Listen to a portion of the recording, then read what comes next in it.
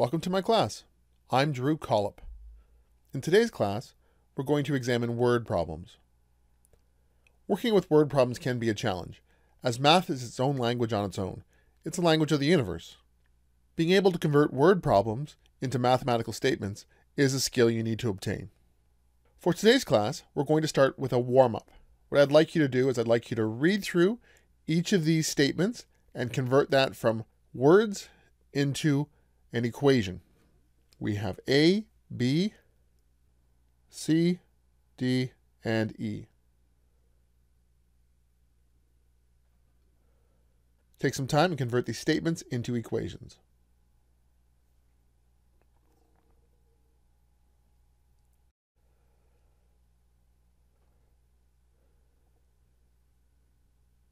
Let's take them up. We have the sum means we add, of two numbers is 3 more than their product. Product means we multiply. So let's start. The sum of two numbers, right here. We're adding two numbers up. We'll call those numbers x and y. We don't know what the numbers are, so we'll put variables in for them. So the sum of two numbers is 3 more. So this would be our equal sign. 3 more than the product. Product means we multiply those numbers together. The sum of two numbers is 3 more than the product.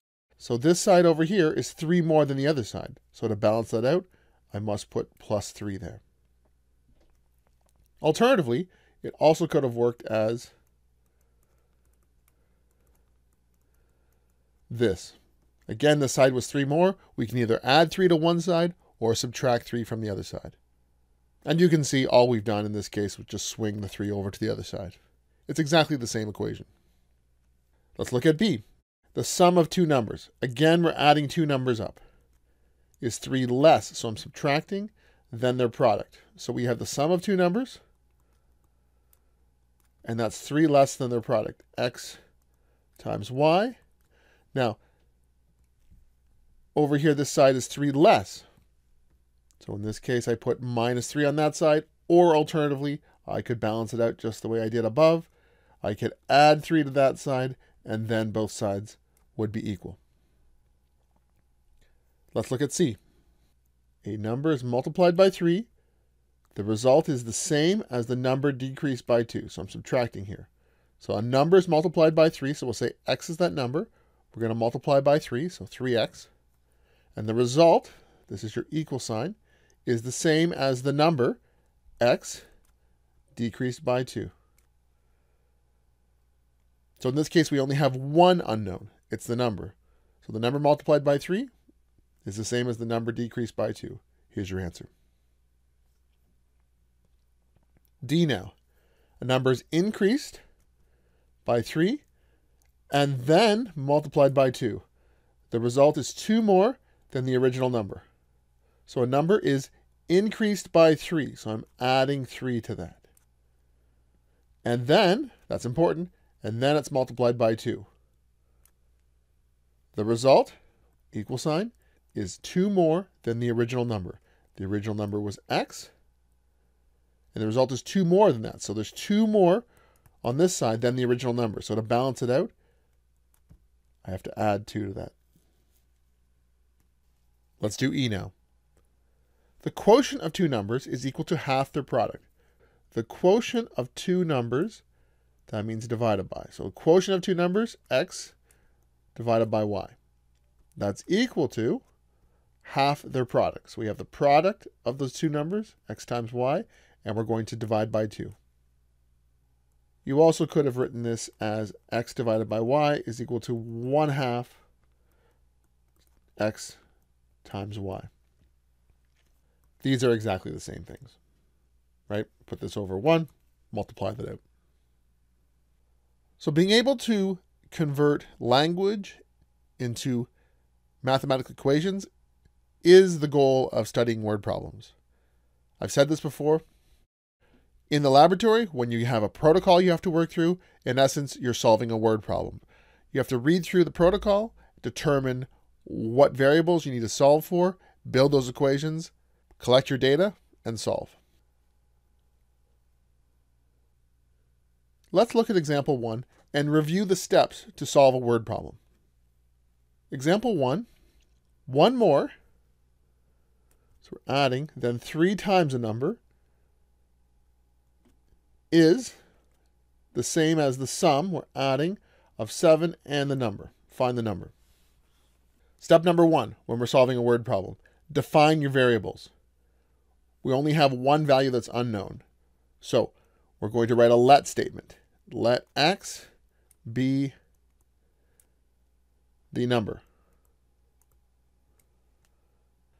If there were units associated with the unknown, I would put that right here at the end. There are no units for this one, so there's no need to do that. But when you're writing your let statement, put your units in the let statement, if applicable. Now we write the equation. One more than 3 times the number. So the number is x, so I say 3x, and it's 1 more than 3x, so I add 1 to that side, is the same as the sum of 7 and the number, x plus 7. Read through that again. 1 more than 3 times the number is the same as the sum of 7 and the number. Looks right to me. Now we solve. Put all of our x's on one side. Put all of our numbers on the other side. Collect like terms. Divide both sides by 2 to eliminate the coefficient on our unknown. We have x being equal to 3. When doing a word problem, at least in my class, I require a concluding statement at the end. Why? Because sometimes what x is equal to is not actually the final answer. You have to do something else with it. You'll understand later on when we do some more examples. So your concluding statement is, therefore, the number is 3. And if there were units there, we would put the units along with it. But there are no units, so don't worry about it for this particular question.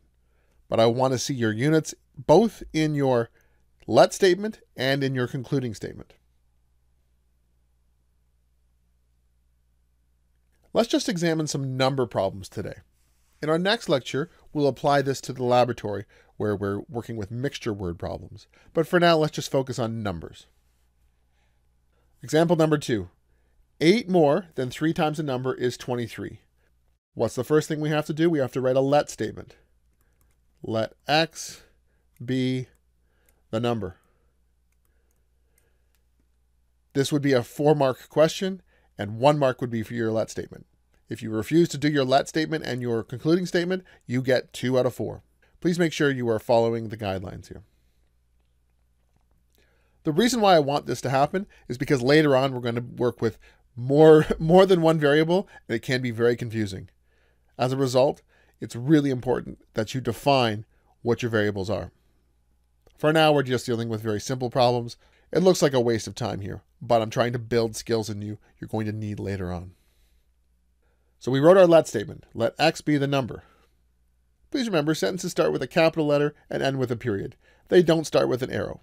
Please stop putting arrows in front of all your sentences. Let's create this problem now. 8 more than 3 times a number is 23. So 8 more, I'm adding, then 3 times a number. So 3 times the number plus 8 is equal to 23. 8 more than 3 times the number is 23. Looks right to me. Let's solve this now. Bring the 8 to the other side. Brings that down to 15. Divide both sides by 3 to eliminate the coefficient on x. X is equal to 5. And ask yourself, does that number seem reasonable? 8 more than 3 times the number is 23. 8 more than 3 times 5. 3 times 5 is 15. 8 more than that is 23. Looks right to me. Therefore, the number is 5. This right here, let me clarify that. This is the short form for therefore. It's 3 circles in a triangle. I will allow you to use this for your concluding statement to save time. Let's look at the next word problem. 4 times 7 less than a certain number is 12. Find the number. Let x be the number. No units here. No need to put that in the let statement. Let's build the equation. 4 times 7 less than a certain number is 12. So we're doing 4 times 7 less than a number. So I have to take away 7 first and then multiply by 4, and that's equal to 12. 4 times 7 less than a certain number is 12. Let's solve it now. Distribute.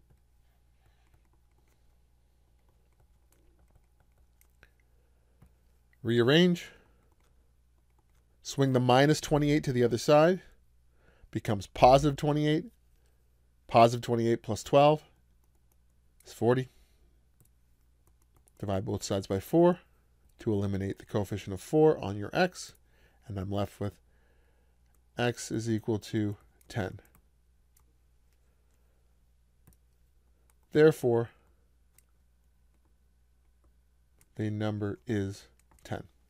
4 times 7 less than a certain number. So 7 less than 10 is 3. 4 times 3 is 12. Let's try the next one. This one gets a little harder. Jenny is 6 years older than David. David's age is 3 years more than half Jenny's age. How old are Jenny and David? So it's going to look challenging here now. Let's follow the steps. Take it one step at a time. So Jenny is 6 years older than David, and David is 3 years more than half Jenny's age. We have to find out how old Jenny and how old David are. So we'll let x be Jenny's age. And this age is in what? It's in years. You might think that's irrelevant until you have children, and then people count in months, sometimes for years to come. My child is 36 months old. Let y be David's age. Again, units is in years. Now look what we have here. We have two unknowns. Think back to when we did systems of linear equations. If I have two unknowns, how many different equations do I need? I need 2. So let's build 2 different equations. So you can see this word problem is merging word problems with systems of linear equations. Let's try that now. Our first word problem, Jenny is 6 years older than David. So Jenny, x, is equal to David's age plus 6. If I add 6 years to David's age, it's equal to Jenny's age. There's our first equation. We will now build our second equation. David's age is 3 years more than half Jenny's age. Let's start by saying y, David's age, is equal to x. But those values are not equal. David's age is 3 years more than half Jenny's age. So I have to take half Jenny's age. And then David's age is 3 years more. So to make it equal, I have to subtract 3 away. David's age is 3 years more. So when I subtract that away, I will get half Jenny's age. Now I have 2 equations. Notice here, we're combining word problems with systems of linear equations. We will do substitution here. Why? Because x has already been solved for. We will substitute that in here for x, right there. When we do that,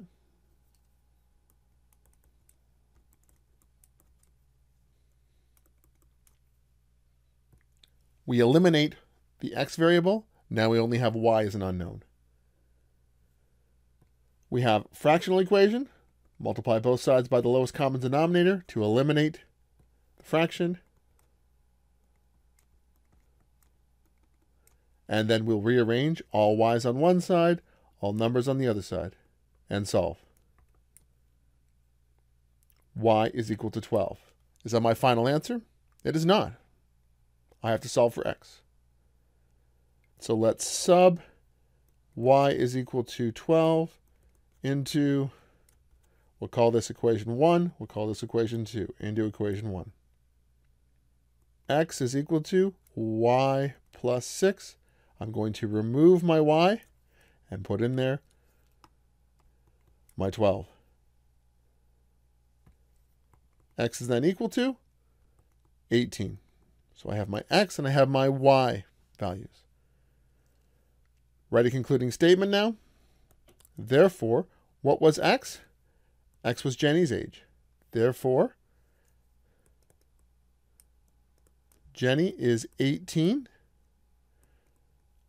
years old, and David was y. David is 12 years old. Concluding statement. When you write your concluding statement, ask yourself, does this sound reasonable? I've seen many a student solve a question just like this, and they mess up some of the math, and they write, Jenny is -5 years old, and David is 10,100 years old. And they just continue on with that. Does that make any sense logically? No, it doesn't. You can't be negative years old, and no human has lived past the age, I don't know, of 120, as far as we know. When you're working with problems with data in the real world, make sure it looks reasonable. Here's a unique one you've probably never seen before. Find 3 consecutive integers, whole numbers, whose sum is 24. I'd like you to give this a try. I want to see where you go with this. Give this a try. See if you can solve this, and then I will take it all up.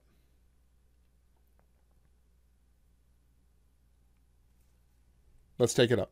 Find 3 consecutive integers whose sum is 24. So I need 3 numbers here.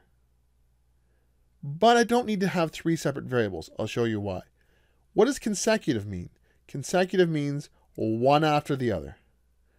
So I can make my first number, we'll say, let x be my first number. Any units? No units. So what would the second number be? Well, they're consecutive. So my next number would be maybe x plus 1. And my third number could be x plus 2.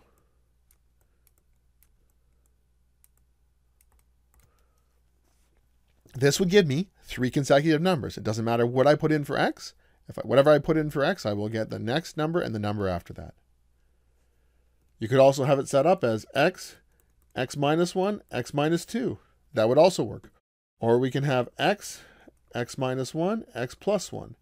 All 3 of these will give you exactly the same answer. Let's just work with the one I made here. Let's now build my equation. 3 consecutive integers whose sum is 24. So I'm taking my 3 values, I'm going to add them up. It's the sum. And the sum is what? The sum is 24. Let's solve that now. X plus 1 plus x plus 2 equals 24. Collect like terms. 3x plus 3 equals 24. Swing the 3 over to the other side. Becomes 21. Divide both sides by 3 to eliminate the coefficient on my unknown. X is equal to 7. Now here's one of those problems where you need the concluding statement. X is 7. I didn't ask you for 1 number. I need 3 numbers. Therefore, the numbers are 7. That's my first number, x, and then I have to plug it in here. 7 plus 1, 8. And then I have to plug x in here. 7 plus 2 is 9. 7, 8, 9. Did those 3 numbers add up to 24? 7 plus 8 is 15.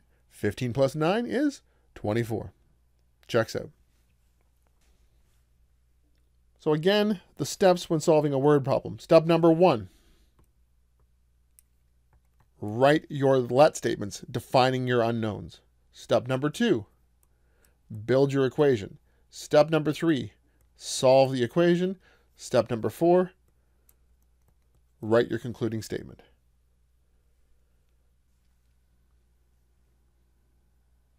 Let's now examine the process for solving difficult word problems. So perhaps you found this one very difficult. Well, here's a way we can try and work through these difficult word problems. Step number 1, study the problem. Read it over. Oftentimes, students don't read carefully when they're doing word problems. They just read it quickly and then they just assume they know what it's asking and they get it wrong. My advice is read it over the first time and then go back and read it again. If you're unfamiliar with any of the words, look them up if you're at home on your own. It can be difficult to visualize. I know I'm a visual learner. I always make a diagram. Or just try and visualize what's going on in your mind. Try and place it into a real world example. This can sometimes help you understand what's going on. The next thing you might want to do is estimate what the answer might be. So just think about it in your head before you do any of the work. Well, if I'm working through some of these problems, what would the number maybe be? Next, identify your unknowns. Write your let statements.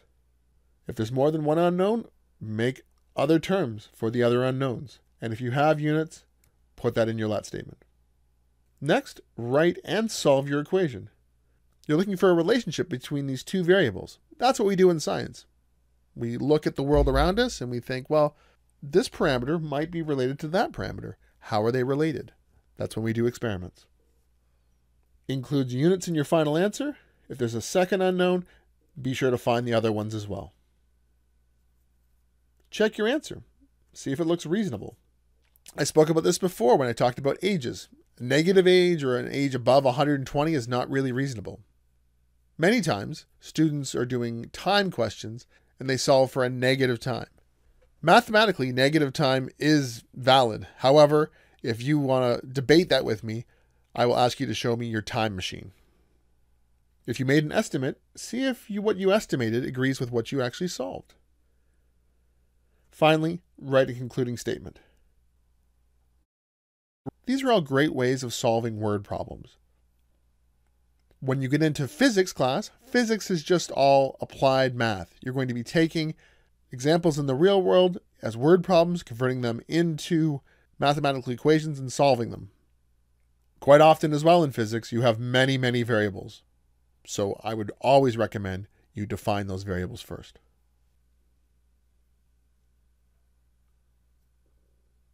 We have some practice questions here. I'd like you to try these on your own. We have question number 1, find 3 consecutive integers whose sum is 42. We've already done one like that. Number 2, the sum of 2 numbers is 90, their difference is 18. Find the numbers. Give that one a try. Next one, in a group of 90 persons composed of men, women, and children, there are 3 times as many children as men and twice as many women as men. How many are there of each? So I want to know how many men, how many women, and how many children are in this group. Number 4, the difference between 2 numbers is 12, and the larger is to the smaller as 11 is to 7. Does this look familiar? This is the concept of ratios. Go back and review that if you have problems with ratios. Finally, number 5, a taxi charges an initial flat fee and then a fee per kilometer afterwards. Luca took a taxi 75 kilometers and cost him $25. Joe took the same taxi 45 kilometers and cost him $20. What did the taxi charge as the flat fee, and what did the taxi charge as the per kilometer fee? You might recognize we've done a problem like this earlier. When we were graphing systems of linear equations, we looked at the helpful and the easy contractors. This is a very similar problem. We have 2 unknowns. We need to know both what the initial fee is and what the per kilometer fee is. How many equations do I require if I have 2 unknowns? I require 2 separate equations. So notice I've given you 2 different situations, a 75 kilometer drive and a 45 kilometer drive. Build those equations and solve.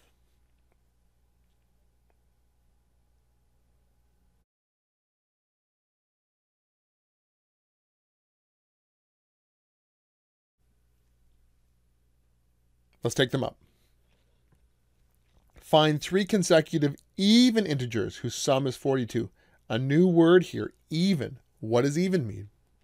Even numbers are those numbers that we can divide in half and get a whole number. 2, 4, 6, 8, 10, 12. We can divide those numbers in half and get a whole number. Odd numbers are the opposite. If we divide them in half, we don't get a whole number. 3 divided by 2 is 1.5. 5 divided by 2, 2.5. So we're looking for 3 consecutive even integers whose sum is 42. Let's create our let statement. Let x be the first number. Now before we said x plus 1. Let x plus 1 be the second number. That was when we had 3 consecutive numbers. However, this says 3 consecutive even integers. So integers are those whole numbers. If I start at 2 and I want to go up to 4, what do I have to do? I have to add 2. Let x plus 4 be the third number. Again, notice it doesn't matter what we pick for x. As long as we pick an even number, we will get the next even numbers moving along. We could have also chosen x, x minus 2, x minus 4, or x, x minus 2, x plus 2. All of those would give you exactly the same final answer. Let's build the equation and solve. X plus 2 plus x plus 4 equals 42. X plus 2 plus x plus 4 equals 42. Collect like terms. 3x plus 6 equals 42. Swing the 6 over to the other side gives me 36. Divide both sides by 3 to eliminate the coefficient on x. And I get x being equal to 12. Therefore, what are my 3 numbers? My 3 numbers are, therefore, the numbers are, we have x, which is 12. We have x plus 2, it's going to be 14. And we have x plus 4, which is going to be 12 plus 4, which is 16. 1, 2, 3 consecutive even integers, and their sum is 42. Add them up. 12 plus 14 is going to be 26. 26 plus 16, 26, 36, 36 plus 6 is going to be 42. Final answer. Let's look at the next one. The sum of 2 numbers is 90, and their difference is 18. Find the numbers. So there are 2 numbers here. Let x be one number. Let y be the other number. We have 2 unknowns, systems of linear equations. If we have 2 unknowns, we need 2 separate equations. Notice we have one situation, we have another situation. So I'm going to build one equation from this one. I'm going to build my second equation from this one. Let's build the first equation. The sum of 2 numbers is 90. So x plus y equals 90. The difference is 18. What does difference mean? Difference means we subtract. X minus y equals 18. It doesn't matter the order you put it in. This would also have been a valid answer. However, you would just get your x and y switched around. But in the final answer, we don't care about x and y. We just care about those 2 numbers. So let's solve for x here.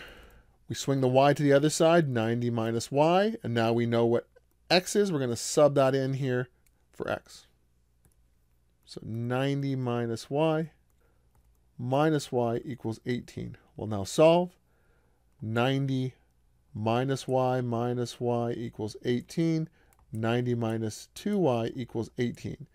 Swing the 90 over to the other side, becomes 18 minus 90. That's going to be minus 72. Divide both sides by -2. Cancel these out. 2 negatives make a positive. Y is equal to 72 divided by 2 is 36. Now I'm going to sub y equals 36 into this equation here. Don't do that. Remember, we always want you to substitute it back into the original problem. So let's put it in right here, in case we made a mistake. X plus 36 equals 90.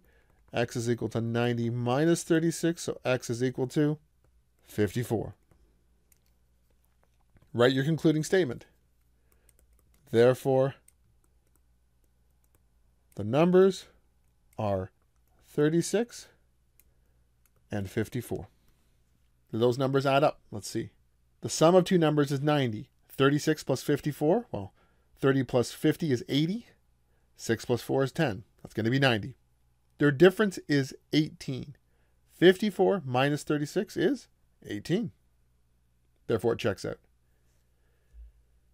If you use this equation here, you just would have had y being equal to 54 and x being equal to 36. But you would still get, in the end, the same two numbers. Number 3. In a group of 90 persons, composed of men, women, and children, you could make this as 3 separate variables. We could make this x, y, and z. You could say, let x be the number of men. You could say, let y be the number of women. And you could say, let z be the number of children. You could do that. Let's see what we get when we build these equations. Let's look at the first one here. There are 3 times as many children as men. So we have children right here. We have men here. We're comparing here children and men. There are 3 times as many children as men. To make them equal, I have to multiply the number of men by 3. We have twice as many women as men. So I'm comparing the men to the women. How are they equal? There's twice as many women, so to make them equal, I have to multiply the men by 2. We could build some equations. We would say x plus y plus z is equal to 90. And we have now 3 separate equations. We have 1, we have 2, and we have 3. Alternatively, you could have just written in 2x here and 3x here and had one big equation. But this is what I mean by the systems of linear equations. I have 3 unknowns. I have 3 separate equations. I use these equations here to eliminate y and z. Sub them in down here. In the end, I get x plus 2x plus 3x equals 90. 6x equals 90. Divide both sides by 6. And x is equal to 15. Our concluding statement. Therefore, there are 15 men. For women, we have to multiply it by 2. There are 30 women. And for children, we have to multiply 15 by 3. And 45. Does that add up to 90 now? 45 plus 15 is 60. 60 plus 30 is 90. Checks out. Let's look at question number 4. The difference between 2 numbers is 12, and the larger is to the smaller as 11 is to 7. What are the numbers? Step number 1, define your variables. Let x be, I have a larger and a smaller number, so I'm going to define that here. We'll say x is the smaller number, and we'll say let y be the larger number. I could have also said that x is the larger and y is the smaller. In the end, I don't care about x and y. I care about the final answers. I have 2 unknowns. To solve this, I need 2 separate equations. The difference between 2 numbers is 12, so there's one equation. And the larger is to the smaller as 11 is to 7. There's my second equation. Let's build those equations now. The difference between 2 numbers is 12.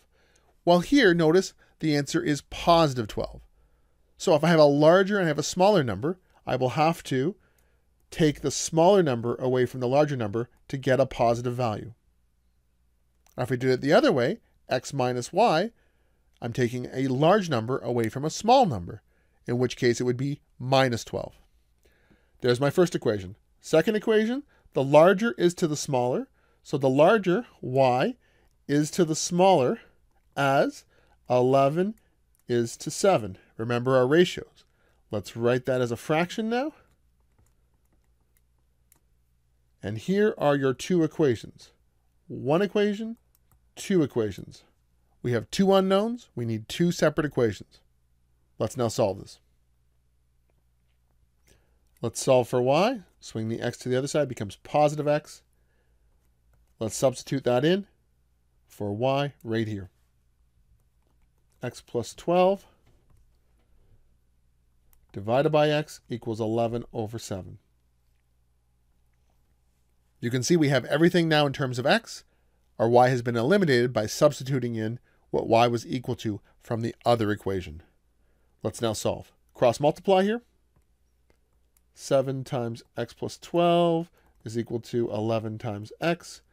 Distribute.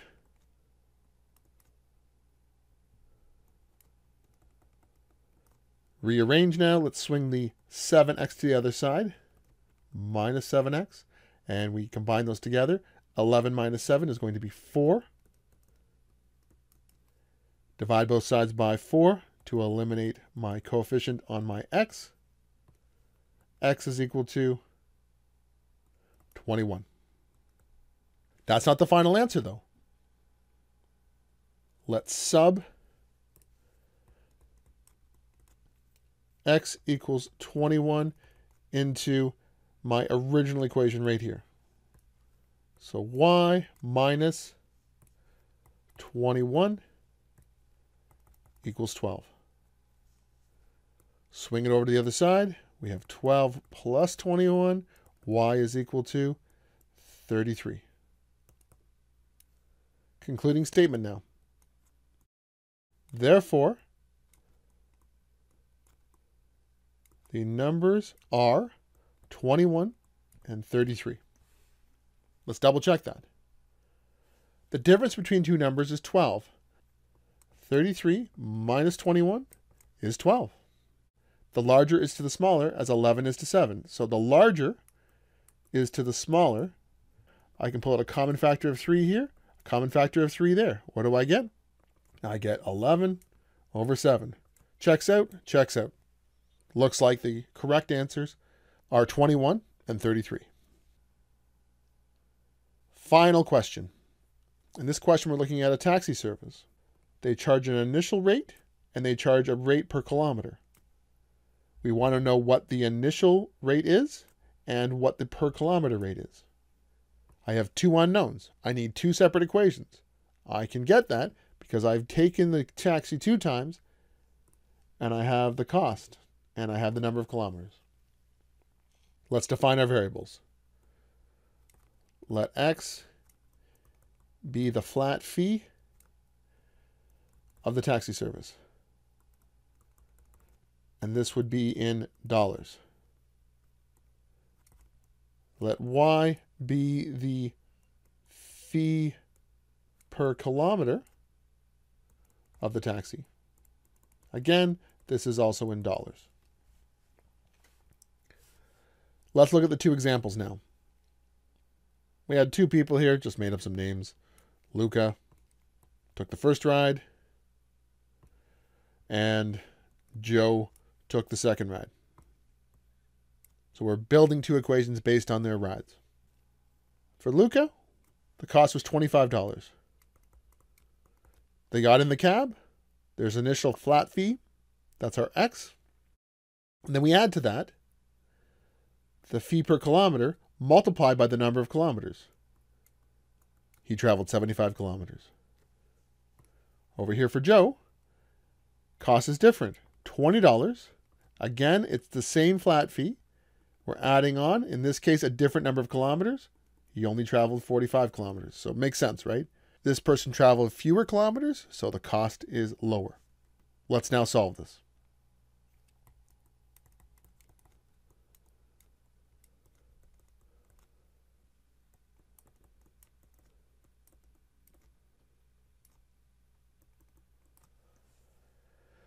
Let's treat this as a system of linear equations, and we're going to subtract 2 equations. So here's equation 1, and here's equation 2.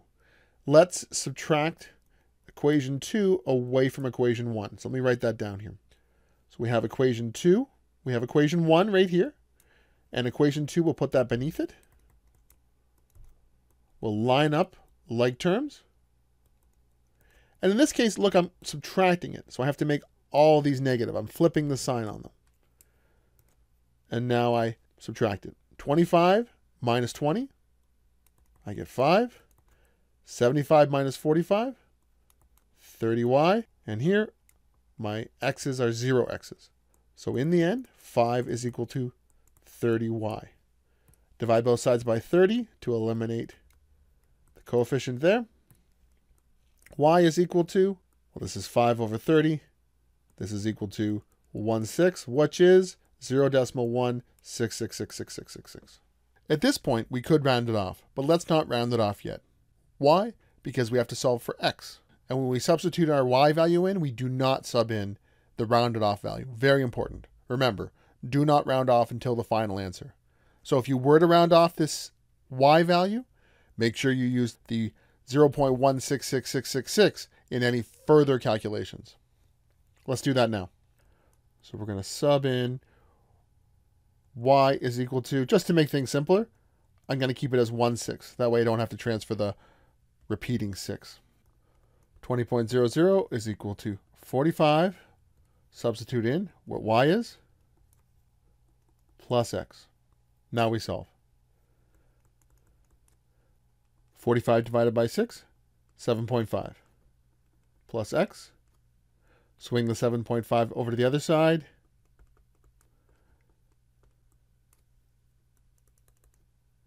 And we get 12.5.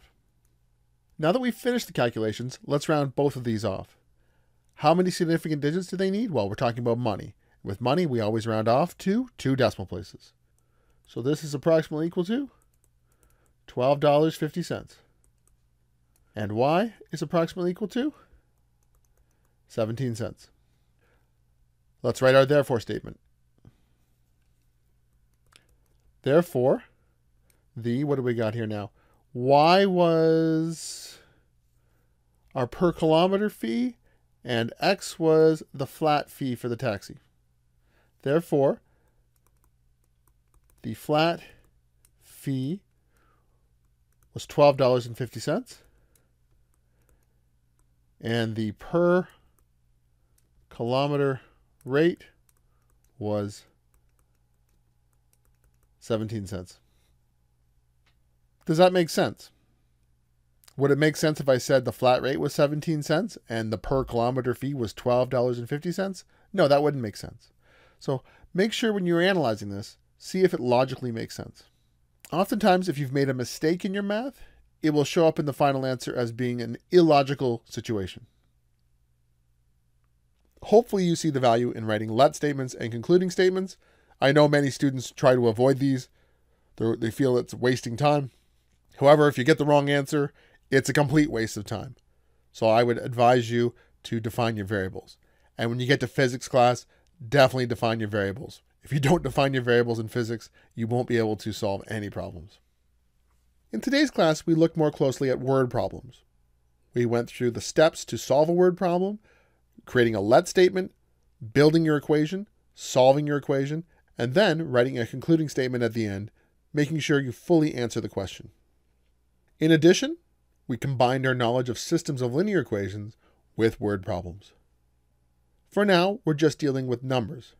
In our next lecture, we're going to apply this to the laboratory in making up mixtures of solutions. That's all for today. Until next time.